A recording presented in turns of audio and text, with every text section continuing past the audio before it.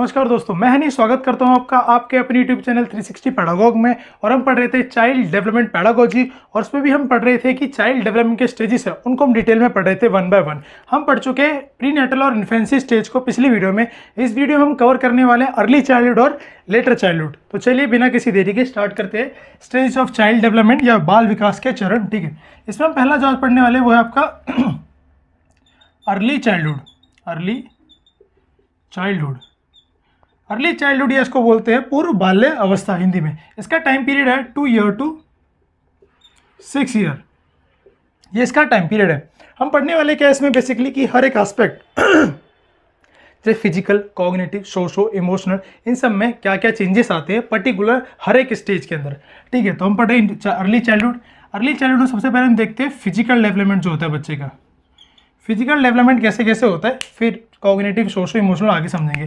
जो बच्चे का फिजिकल डेवलपमेंट है यहाँ पर क्या होगा, हमने पढ़ा है कि जो इन्फेंसी है, इन्फेंसी के अंदर जो बच्चे का फिजिकल डेवलपमेंट होता है वो रैपिड स्पीड पे होता है। बट यहाँ पर क्या होता है, at slow speed, at slow rate. यहाँ पर फिजिकल डेवलपमेंट क्या होगा, एट स्लो रेट पे होगा।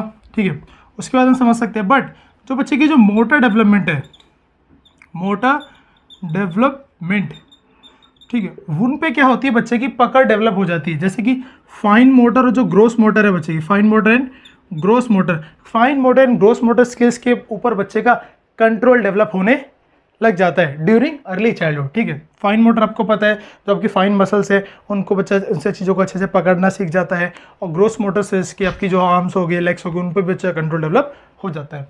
अगला है भाई, इसके अंदर है ब्रेन। ये जो बच्चे का जो ब्रेन होता है इस स्टेज में वो 90% तक डेवलप हो जाता है एडल्ट वेट के बराबर। क्या होता है, एडल्ट वेट। जितना एडल्ट के ब्रेन का वेट होता है लगभग उसका 90% तक बच्चे का ब्रेन का वेट हो जाता है अर्ली चाइल्डहुड में। तो ये था आपका बस फिजिकल डेवलपमेंट, ज़्यादा कुछ में नहीं पढ़ना आपको। अब हम समझते हैं लैंग्वेज डेवलपमेंट। बहुत ही इंपॉर्टेंट है अर्ली चाइल्डहुड के हिसाब से, क्योंकि बच्चे का यहाँ पर लैंग्वेज डेवलपमेंट काफ़ी तीव्र गति से, बहुत रैपिड स्पीड से होता है। ठीक है कि नहीं। बच्चे का क्या होता है, लैंग्वेज डेवलपमेंट क्या रहा है, बहुत फास्ट। ये कैसे समझ सकते हैं, एक ये तो बात आपको पता हो कि जो बच्चे का लैंग्वेज डेवलपमेंट है वो बर्थ की है, जब जन्म होता है तब से उसका स्टार्ट हो जाता है।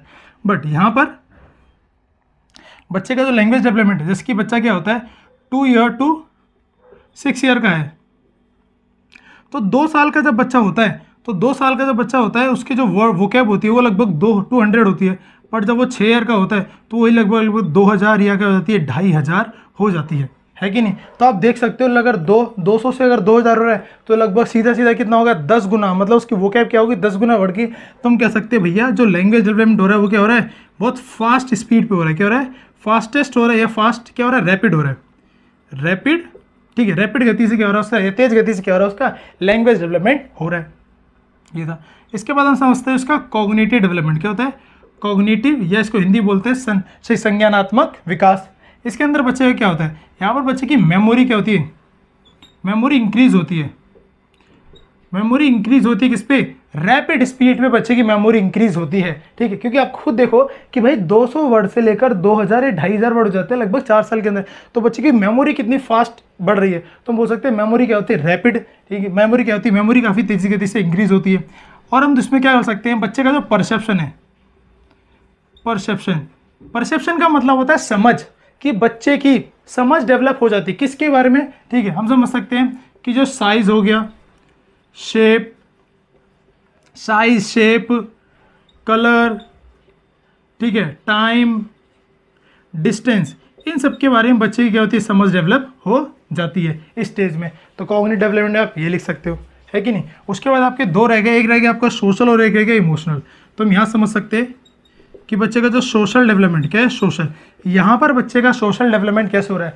देखो अर्ली चाइल्डहुड हमने इससे पहले इन्फेंसी पढ़ा, इन्फेंसी के अंदर बच्चे का जो डेवलपमेंट हो रहा है वो सिर्फ किसकी वजह से हो रहा है, वो सिर्फ फैमिली की वजह से हो रहा है, जो प्राइमरी एजेंसी है सोशलाइजेशन की। बट यहाँ पर बच्चे का जो कह रहा है सोशल डेवलपमेंट हो रहा है वो फैमिली प्लस उसके जो पीयर है, क्योंकि बच्चे ने अब क्या कर दिया है, घर से बाहर जाना स्टार्ट कर दिया है, तो उसके पीयर की वजह से भी उसका क्या हो रहा है, सोशल डेवलपमेंट हो रहा है। उसके बाद आप क्या लिख सकते हो, ये हो गया। और यहाँ इसकी बस, इसमें ज़्यादा कुछ है नहीं, आपको इतना ही लिखना। ठीक है, फैमिली क्या होती है, आपकी प्राइमरी एजेंसी होती है सोशलाइजेशन की। दूसरा यहाँ पर आप लिख सकते हो इमोशनल डेवलपमेंट। इमोशनल डेवलपमेंट में यहाँ पर ज़्यादा कुछ अचीव नहीं होता बच्चा। इमोशनल डेवलपमेंट बच्चे के जो इमोशंस है वो काफ़ी क्या होते हैं, टेम्परेरी होते हैं यहाँ पर इमोशंस, बट वो अलग अलग सिचुएशन में कुछ एक्टिविटी करके अपने इमोशंस को जाहिर करता है। जैसे या तो वो क्या करेगा, क्राइंग करके मतलब रोएगा, ठीक है, क्राइंग या वो रो कर अपने इमोशन को जाहिर करता है। या आपने देखा होगा बच्चे क्या करते हैं, थंब सकिंग करते हैं, मतलब अंगूठा चूसने की एक्टिविटी बच्चे बहुत ज़्यादा करते हैं। और उसके बाद आपका देखोगे कि नेल बाइटिंग, ये सब जो कर रहे हैं बच्चे, इनसे वो अपने क्या कर रहे हैं, इमोशंस को जाहिर कर रहे हैं। अलग अलग एक्टिविटी, अलग अलग सिचुएशन में वो ये सारी एक्टिविटी करते हैं जिससे हम उनके इमोशंस को काफ़ी हद तक समझ सकते हैं। ये हो गया आपका अर्ली चाइल्डहुड। अब हम समझते हैं आपके लेटर चाइल्डहुड। किसको, लेटर चाइल्डहुड। लेटर चाइल्डहुड बोले या हम बोल दें, ठीक है, उत्तर बाल्यावस्था। क्या बोलते हैं, उत्तर बाल्यावस्था। इसका टाइम पीरियड है 6 year to 12 year, 6 year to 12 year. अब इसमें समझते हैं फिजिकल डेवलपमेंट, वही, ठीक है। फिजिकल डेवलपमेंट क्या होता है, फिजिकल डेवलपमेंट यहाँ पर भी क्या होगा, काफ़ी स्लो रेट पर होता है आपका physical development, at slow rate, at slow rate physical development, ठीक है। बट वही है, जो बच्चे का कंट्रोल डेवलप हो जाता है किस पे, कंट्रोल होता है किस पे भी नहीं, अपनी जो बॉडी है उस पर धीरे धीरे बच्चे का क्या होता है, कंट्रोल डेवलप होता है किस पे, बच्चे की बॉडी पे। Fine motor skills, gross motor skills पे बच्चे का कंट्रोल डेवलप होता है। उसके बाद, ठीक है, उसके बाद हम समझ सकते हैं बच्चे का कॉग्निटिव डेवलपमेंट। क्या होता है, कॉग्निटिव डेवलपमेंट। कॉग्निटिव डेवलपमेंट में क्या है, ठीक है, यहाँ पर भी बच्चे का जो कॉग्निटिव डेवलपमेंट कैसा होता है कि बच्चे का ये इस टाइम पे उसका जो अटेंशन स्पैन होता है वो काफ़ी कम होता है। हम कह सकते हैं लेस अटेंशन स्पेन, मतलब इतना ज़्यादा वो ज़्यादा देर तक चीज़ों को कंसंट्रेशन करके नहीं पढ़ सकता। 10 मिनट तक ज़्यादा, हद से ज़्यादा वो कंसंट्रेशन कर सकता है एक चीज़ पे, उससे ज़्यादा उसका अटेंशन स्पेन नहीं होता। उसके बाद क्या होता है भाई, इस स्टेज में जो बच्चा होता है वो प्याजे की कंक्रीट ऑपरेशनल स्टेज में होता है। किस में होता है, कंक्रीट ऑपरेशनल स्टेज। इसको हम अच्छे से प्याजे की थ्योरी में समझेंगे, बट कंक्रीट ऑपरेशनल स्टेज का मतलब यहाँ पे क्या क्यों लिखा है मैंने इसलिए लिखा है कि बच्चा जो चीज़ों को समझ पाता है वो कंक्रीट ऑब्जेक्ट के कॉन्टेक्स्ट में ही समझ पाता है। अगर आप बच्चे को कुछ भी सिखाने की कोशिश कर रहे हो तो आपको कंक्रीट मटेरियल या TLM का इस्तेमाल करके बच्चे को सिखाना चाहिए, क्योंकि बच्चे की जो थिंकिंग है अभी वो मूर्त चीज़ों के बारे में सोच समझ सकता है, अमूर्त चीज़ों के बारे में, वो जो एब्स्ट्रैक्ट चीज़ें उनके बारे में उसकी समझ अभी विकसित नहीं होती। तो हमें क्या करना चाहिए, जब भी सिखाना चाहिए कंक्रीट मटेरियल का इस्तेमाल करके बच्चों को सिखाना चाहिए, ठीक है, जिससे बच्चा इंटरेक्शन करके उसको टच करके फील करके समझ सके, है ना। तो हम बोल सकते जो थिंकिंग होती है बच्चे की, वो थिंकिंग क्या होती है बच्चे की, थिंकिंग इन कंक्रीट, ठीक है, कॉन्टेक्स्ट। मतलब कंक्रीट कॉन्टेक्स्ट में बच्चे की अभी क्या होती है, या हमें लिखने की जरूरत भी नहीं है, इसको हम समझ सकते हैं इसको आराम से कि बच्चे की थिंकिंग है इन कंक्रीट, लिख लो कॉन्टेक्स्ट, कॉन्टेक्स्ट, ठीक है, कॉन्टेक्स्ट में बच्चा समझ पाता है, कॉन्टेक्स्ट। अब देखो अगला क्या है, अगला है आपका सोशल डेवलपमेंट। ये बहुत इंपॉर्टेंट है, यहाँ पे देखना सोशल डेवलपमेंट। अब ये जो स्टेज है और लेटर चाइल्डहुड 6 से 12 साल, अब बच्चे ने क्या कर दिया, अब बच्चे ने स्कूल जाना स्टार्ट कर दिया। क्या कर दिया, स्कूल। तो बच्चा इसको बोलते हैं, बच्चे की जो स्कूल एज होती है ना उसको बोला जाता है इसको स्कूल एज।